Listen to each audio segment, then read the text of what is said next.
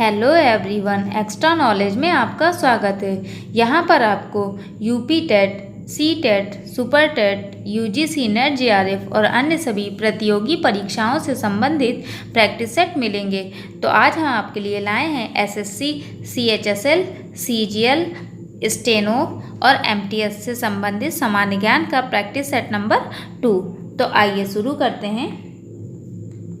Question number 1, एशियाई खेलों में स्वर्ण पदक प्राप्त करने वाली पहली भारतीय महिला कौन थी? Option A Kamaljit Sandhu, option B Sucheta Kripalani, option C Razia Begum या ऑप्शन डी बिशेंद्री पाल।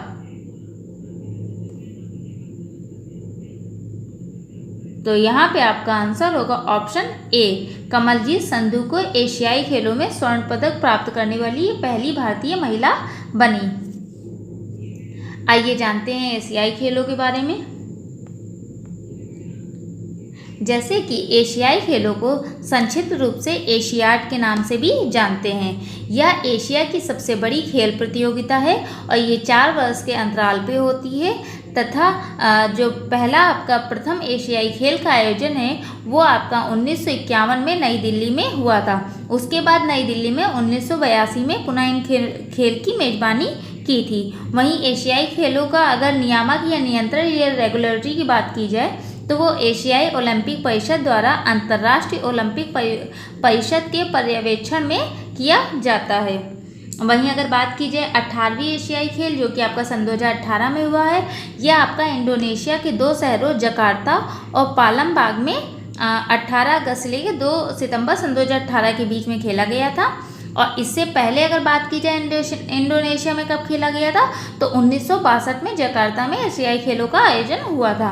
वहीं जो आपका 18वां एशियाई खेल है इसमें 8 नए खेलों को शामिल किया गया था, जिसमें कुल खेलों की संख्या अब हो गई है 40।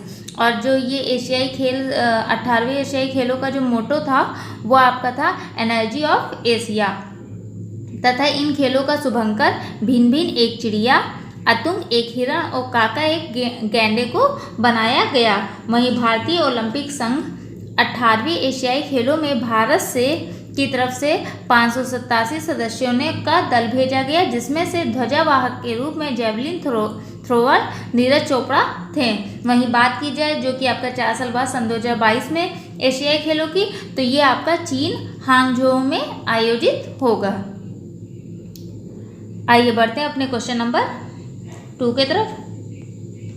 वायुयान से उड़ान भरने वाला विश्व का प्रथम व्यक्ति कौन था? Option A Plato, option B Wright बंधु, ऑप्शन सी राकेश शर्मा या ऑप्शन डी क्लीमेंट एटली।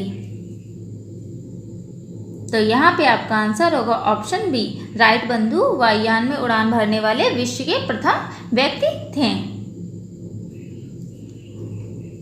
आइए बढ़ते हैं अपने क्वेश्चन नंबर 3 की तरफ।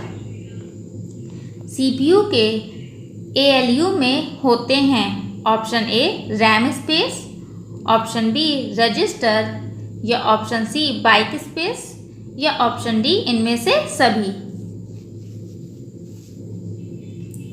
तो यहाँ पे आपका आंसर होगा ऑप्शन बी रजिस्टर, जो कि सीपीयू मतलब सेंट्रल प्रोसेसिंग यूनिट के एएलयू मतलब अर्थमेटिकल लॉजिक यूनिट में होते हैं। आइए अब इसकी व्याख्या देख लेते हैं। जैसे कि सेंट्रल प्रोसेसिंग यूनिट जो होता है वो इनपुट यूनिट द्वारा डाटा और निर्देशों को कंप्यूटर में एंटर किया जाता है। इसके बाद सेंट्रल प्रोसेसिंग यूनिट डाटा को प्रोसेस करता है और उसका आउटपुट आपको देता है। जब वो डाटा को प्रोसेस करता है मतलब सेंट्रल प्रोसेसिंग यूनिट जब डाटा को प्रोसेस करता है तो अपने साथ 2 लोगों की मदद लेता है, एक आपकी अर्थमेटिकल लॉजिक यूनिट की और दूसरी आपकी कंट्रोल यूनिट की। तो बात की गई ऊपर एएलयू मतलब अर्थमेटिकल लॉजिक यूनिट, ये जो होती है ये अंक गणितीय गणना और तार्किक गणना का काम करता है, जैसे कि जोड़, घटाव, गुणा, भाग या आपका हाँ या नहीं में आंसर देना। आइए अब बढ़ते हैं अपने क्वेश्चन नंबर 4। एक हार्डवेयर डिवाइस जो डाटा को अर्थपूर्ण इंफॉर्मेशन में परिवर्तित करता है।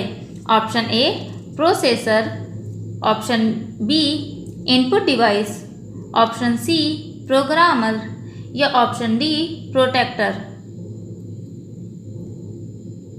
तो यहाँ पे आपका आंसर होगा ऑप्शन ए प्रोसेसर, जो कि एक हार्डवेयर डिवाइस के डाटा को अर्थपूर्ण रूप से इंफॉर्मेशन के रूप में परिवर्तित करता है। आइए जानते हैं प्रोसेसर के बारे में। जैसे कि कंप्यूटर का प्रोसेसर एक विशेष प्रकार का इलेक्ट्रॉनिक चिप होता है। ये जो प्रोसेसर होता है ये हमारे मोबाइल फ़ोन में भी, लैपटॉप में, टैबलेट में और कंप्यूटर सभी में होता है। ठीक है, तो कंप्यूटर के प्रोसेसर का काम कंप्यूटर के उपयोगकर्ता और कंप्यूटर के बीच में होने वाली बातचीत और कार्य को समझना होता है और उसका अनुसरण करना होता है। इस कारण से प्रोसेसर उपयोगकर्ता द्वारा कंप्यूटर में दी गई इनपुट कमांड को अच्छे से जानता है और साथ ही इनपुट कमांड पर अमल करके कंप्यूटर की स्क्रीन पर आउटपुट डिवाइस पर रिजल्ट देता है। ये प्रोसेसर का काम होता है कि जो भी उपयोगकर्ता ने इनपुट किया है वो उसे समझे और उसका आउटपुट हमें स्क्रीन पर दिखाए। तो ये कार्य आपका प्रोसेसर का होता है। अगर बात की जाए प्रोसेसर की स्पीड की तो उसे गीगाहर्ट्ज में नापते हैं। आइए बढ़ते हैं अपने क्वेश्चन नंबर 5 की तरफ। राष्ट्रीय स्वयं सेवक संघ का निर्माण कब हुआ? ऑप्शन ए 26 नवंबर 1935, ऑप्शन बी 15 अगस्त 1947, ऑप्शन सी 27 सितंबर 1925 या ऑप्शन डी 26 जनवरी 1950। तो यहाँ पे आपका आंसर होगा ऑप्शन सी 27 सितंबर 1925 को राष्ट्रीय स्वयं सेवक संघ का निर्माण हुआ था, जिसे हम आरएसएस भी बोलते हैं। आइए जानते हैं राष्ट्रीय स्वयं सेवक संघ के बारे में। राष्ट्रीय स्वयं सेवक संघ विश्व का सबसे बड़ा स्वयंसेवी संस्थान है। यह संघ या आरएसएस के नाम से अधिक लोकप्रिय है। अगर इसके मुख्यालय की बात की जाए तो ये महाराष्ट्र के नागपुर में है तथा 27 सितंबर 1925 को राष्ट्रीय स्वयंसेवक संघ की स्थापना डॉक्टर केशव बलिराम हेडगेवार द्वारा की गई थी। आइए अब बढ़ते अपने क्वेश्चन नंबर 6 की तरफ। मुद्रा आपूर्ति किनके द्वारा नियंत्रित की जाती है? ऑप्शन ए वित्त आयोग, ऑप्शन बी योजना आयोग, ऑप्शन सी व्यापारिक आयोग या ऑप्शन डी भारतीय रिजर्व बैंक। तो यहाँ पे आपका आंसर होगा ऑप्शन डी भारतीय रिजर्व बैंक आरबीआई आपकी मुद्रा आपूर्ति को नियंत्रित करती है। आइए अब जान लेते हैं आरबीआई के बारे में। जैसे कि आरबीआई की स्थापना 1 अप्रैल 1935 को भारतीय रिजर्व बैंक अधिनियम 1934 के प्रावधानों के अनुसार की गई। रिजर्व बैंक का केंद्रीय कार्यालय शुरुआत में कलकत्ता में खोला गया। उसके बाद 1937 में इसे स्थायी रूप से बम्बई ले आया गया। आरबीआई देश की सर्वोच्च मौद्रिक संस्था है। यह नोटों 1 रुपये को छोड़कर और सभी नोटों का मुद्रण करती है और देश की वाणिज्यिक बैंकों को वितरित करती है। इसलिए आरबीआई पूरी अर्थव्यवस्था में मुद्रा की आपूर्ति का निर्णय करती है। आरबीआई को बैंकों का बैंक के तौर पे कार्य करती है तथा विदेशी मुद्रा के संरक्षक के तौर पे काम करने और वित्तीय मामलों के केंद्र व राज्य सरकारों में मार्गदर्शन देने का कार्य भी आरबीआई का होता है। आइए बढ़ते हैं अपने क्वेश्चन नंबर 7 की तरफ। इंसुलिन का आविष्कार किसने किया? Option A Edward Jenner, option B F बर्नटिक, ऑप्शन सी एस.ए. वैक्समैन या ऑप्शन डी रोनाल्ड रॉस। तो यहाँ पे आपका आंसर होगा ऑप्शन बी एफ बर्नटिक ने इंसुलिन का आविष्कार किया था। आइए अब जानते हैं इंसुलिन के बारे में। जैसे कि इंसुलिन मानव शरीर में बनने वाला एक प्राकृतिक हार्मोन होता है जिसे अग्नाशय बनाता है तथा इसका मुख्य कार्य हमारी कोशिकाओं में ग्लूकोज पहुंचाना होता है और इसकी मात्रा को संतुलित रखना होता है। यह ग्लूकोज हमारी कोशिकाओं में पहुंचकर वसा बन जाता है और ये वसा के रूप में हमारे शरीर में कोशिकाओं में सुरक्षित रहता है और ये वसा ऊर्जा बनाने में प्रयोग होती है। जब भी भोजन किया जाता है तो अग्नाशय सटीक मात्रा में इंसुलिन का स्राव करती है। अगर इंसुलिन, आइए बढ़ते हैं अपने क्वेश्चन नंबर 8 की तरफ। पित्त का स्रोत क्या है? ऑप्शन ए पित्ताशय, ऑप्शन बी अग्नाशय, ऑप्शन सी पित्तवाहिनी या ऑप्शन डी यकृत। तो यहाँ पे आपका आंसर होगा ऑप्शन डी, यकृत या लीवर पित्त का स्रोत है। आइए जानते हैं लीवर के बारे में। जैसे कि यकृत या लीवर शरीर का एक बहुत ही आवश्यक अंग है। यह मनुष्य के शरीर में पाए जाने वाले सबसे बड़ी और पाचक ग्रंथि होती है। यह आंत्र जनियों द्वारा सदा रहता है तथा ये लाल भूरे रंग का बड़ा सा कोमल ठोस और द्विपालित अंग का होता है। इसकी चारों ओर संयोजी ऊतकों का आवरण होता है जिसे हम ग्लीसन कैप्सूल कहते हैं। वहीं मानव शरीर में यकृत द्वारा पित्त का सतत उत्पादन होता रहता है, लेकिन जो ये पित्त का उत्पादन होता है ये एकत्र होता है जाके आपके पित्ताशय में, जिसका पीएच मान 7.7 होता है। पित्ताशय में पाचक एंजाइम नहीं पाए जाते हैं, लेकिन फिर भी ये पाचन में सहायक करता है। आइए अब बढ़ते अपने क्वेश्चन नंबर 9 की तरफ। निम्नलिखित में से कौन सा प्रक्षेपास्त्र भूमि से वायु में जाने वाला प्रक्षेपास्त्र है? ऑप्शन ए त्रिशूल, ऑप्शन बी अग्नि, ऑप्शन सी ब्रह्मोस या option D सगरिका।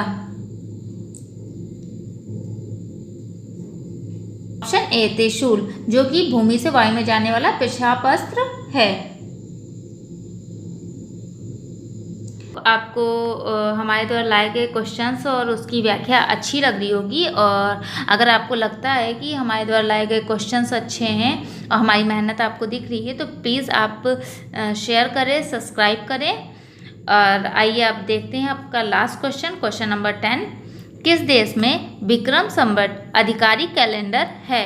Option A Fiji, option B Mauritius, option C Indonesia या ऑप्शन डी नेपाल।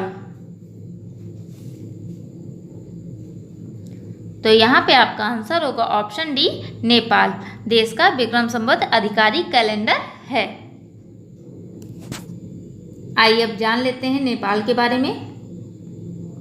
नेपाल भारत की सीमावर्ती 7 राज्यों वाला पड़ोसी देश है। तो नेपाल में जो है 7 राज्य हैं। वहीं अगर नेपाल देश की राजधानी की बात की जाएगी तो वो आपकी काठमांडू है। नेपाल के राष्ट्रपति जो कि विद्या देवी भंडारी हैं, और प्रधानमंत्री की बात की जाएगी तो खड़ग प्रसाद शर्मा ओली हैं। मोमो नाम का फास्ट फूड जो है वो नेपाली व्यंजन है, हालांकि मोमो की शुरुआत आपके तिब्बत से हुई थी। वहीं अगर नेपाल का राष्ट्रीय भोजन जो कि दाल भात है, राष्ट्रीय ध्वज नेपाल का एकमात्र ऐसा ध्वज है जो कि चौकोर नहीं है। वहीं नेपाल का राष्ट्र पशु आपका गाय है। नेपाल का राष्ट्रीय खेल वॉलीबॉल है, इससे पहले आपका डांडी बियो था। वहीं नेपाल का राष्ट्रीय पक्षी आपका मोनाल है, और नेपाल का राष्ट्रीय फूल आपका लाली गुरास है। आई होप आपको हमारे द्वारा लाए गए क्वेश्चंस अच्छे लगे होंगे, तो प्लीज़ लाइक करें, सब्सक्राइब करें, and thank you for watching my channel.